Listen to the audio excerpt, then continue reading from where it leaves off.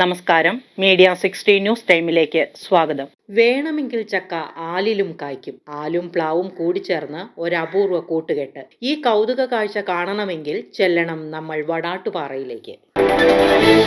ആലും മാവും നട്ടുപരിപാലിക്കുന്ന ക്ഷേത്രങ്ങൾ നിരവധി കണ്ടിട്ടുണ്ട്. എന്നാൽ ആലും പ്ലാവും ചേർന്ന് ഒരു കൂട്ടുകെട്ട് അപൂർവങ്ങളിൽ അപൂർവം മാത്രം. ഇത്തരമൊരു കൗതുക കാഴ്ചയാണ് വടാട്ടുപാറക്കാർക്ക് പറയാനുള്ളത്.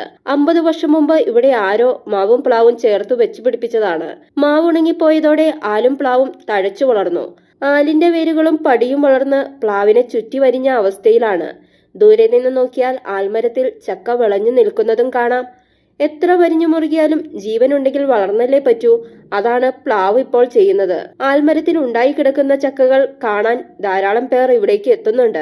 ഈ അപൂർവ കൂട്ടുകെട്ടിന്റെ ചിത്രം പകർത്തുവാനും ഇത് ഫ്രെയിമിനുള്ളിലാക്കി സെൽഫി എടുക്കുവാനും എത്തുന്നവരും നിരവധിയാണ്. ഇത് വടാട്ടുപാറ എന്ന് പറയുന്ന സ്ഥലമാണ്. വടാട്ടുപാറ മീരാൻ സിറ്റി, അതായത് വടാട്ടുപാറ ആരംഭിക്കുന്ന സ്ഥലമാണ്. ഇനി അടുത്ത് മുഴുവൻ ഫോറസ്റ്റ് ഏരിയയാണ്. ആനയും മറ്റു വന്യമൃഗങ്ങളെല്ലാം ഉള്ള വലിയ സ്ഥലമാണ്.